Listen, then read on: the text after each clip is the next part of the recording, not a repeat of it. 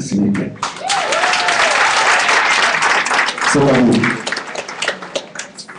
Merci de m'avoir invité ici. Je suis très heureuse d'être parmi vous. Je salue au passage la résistance du peuple ivoirien. Vous m'envoyez vraiment très fier parce que je ne m'attendais pas que 7 mois après les événements, parce que nous parlons du 11 avril, mais pour moi c'est depuis décembre, que le peuple ivoirien, en tout cas à Paris et en France, soit tous les jours mobilisé et dans les rues. Bravo.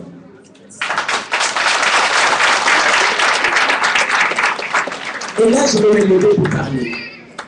Je me lève parce que je veux vous dire une chose. Ça sert à quelque chose. Vous savez, Sarkozy nous a eu en Afrique. Mais nous, on peut l'avoir ici.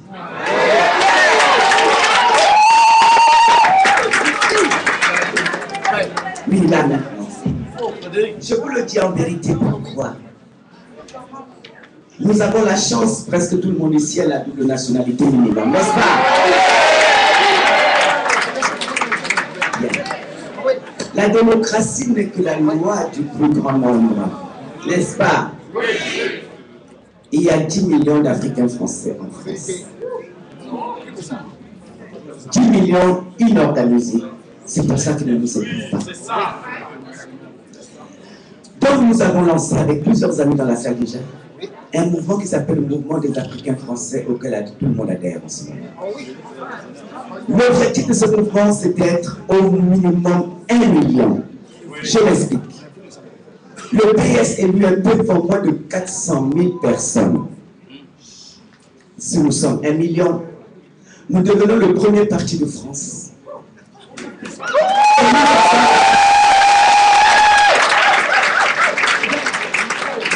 Et les prochaines élections, d'ailleurs nous allons commencer de septembre, je vous le dis en vérité parce que les clés de prison de l'Afrique se trouvent à Paris.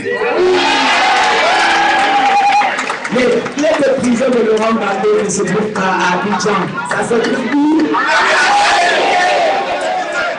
Absolument. Nous allons leur demander de nous rendre ces clés-là. Et ils sont obligés de nous donner cette clé de l'Afrique. Parce qu'en tant que Français, parce que nous le sommes, n'est-ce pas? Oui. Ils vont nous rendre ces clés-là, avec nos bulletins. Voilà pourquoi je vous invite, si vous le pouvez, à adhérer à ce mouvement. Tous, autant que vous êtes. Voilà. Au-delà de ça, le devoir, la mobilisation doit continuer, comme vous le faites tout dans les rues, au niveau des institutions, faire pression. Tous les jours, je le fais de la politique allemande. Car si les Africains français se lèvent comme un seul homme, notre souffrance s'arrêtera très vite. Parce que Daman, Abderrahman, vous l'appelez comment?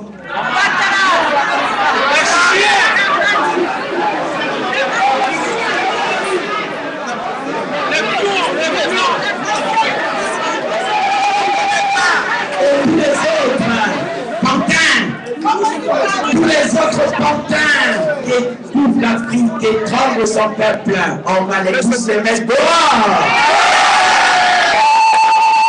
On dirait à la France qu'il est temps qu'elle établisse des relations de partenariat réel avec le peuple d'Afrique et non des relations de domination. Il serait temps qu'elle arrête de s'occuper des histoires internes des pays africains. Les peuples africains sont intelligents, ont les moyens de pouvoir gérer eux-mêmes leur avenir. Il est temps qu'on leur fiche la paix. Le peuple africain n'est pas un peuple belliqueux. Ce n'est pas un peuple qui attaque d'autres. Nous ne sommes pas un peuple d'envahisseurs. Je pense qu'il serait temps qu'on respecte ce peuple-là, qui a le sens de l'hospitalité de l'accueil de l'autre. Cela ne signifie pas faiblesse et qu'on leur fiche la paix. prochain mouvement, le mouvement des Africains français, à partir de septembre, n'aura qu'un seul objectif, c'est de le rappeler à la République, de lâcher le basque au peuple d'Afrique. Sinon, le désordre qu'ils ont essayé de mettre dans les pays africains, nous le mettrons ici.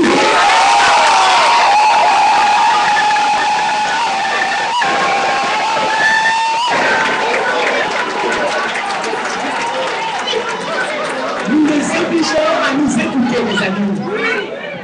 Je vous le dis en vérité. J'encourage à main droite toutes les organisations qui vont se battre pour que les États-Unis d'Afrique voient le jour et que le monde pourra souffrir. À main gauche, je dis stop aux colonisateurs. Je ne veux pas m'associer en tant que Française au sang versé en Côte d'Ivoire. Je ne veux pas qu'en mon nom en tant que Française, on aille bombarder le peuple libyen qui n'a rien fait. Je ne veux plus qu'à mon nom, on mène des actions illicites, illégales, des actions de voyous. C'est en tant que Française que je parle. Je ne paye pas les impôts pour que notre armée aille déverser des bombes. Je paye des impôts pour que notre armée puisse protéger le territoire national. Je ne paye pas des impôts pour que nos enfants dans l'armée aillent se faire tuer en Afghanistan. Je ne sais pas ce qu'ils y cherchent. Je paye des impôts pour que cette armée veille sur nous. Je paye des impôts pour qu'on construise des écoles. Je paye des impôts, effectivement, pour qu'on construise des hôpitaux et des routes. Je ne paye pas des impôts pour qu'on aille tuer des peuples. Il n'y a aucune gloire, même le 14 juillet, à voir, à dire, bon Dieu, quel beau travail on a fait en Côte d'Ivoire. Je dis, quelle honte! Je dis en vérité, quelle honte! Quelle honte pour nous, peuple français! Quelle gloire peut-on tirer à aller bombarder les pauvres peuples ivoiriens? Nous ne sommes plutôt capables de ça. Pourquoi pas la Chine si nous sommes si forts que ça? Mais les Vietnamiens nous ont tout dehors. Je crains fort que un matin, les Ivoiriens vont se lever et vont nous mettre dehors. Donc, il n'y a pas de loi dans ce qui s'est passé en Côte d'Ivoire. Pour moi, en tant que Française, il y a énormément de honte et je vous présente mes excuses. Merci à vous.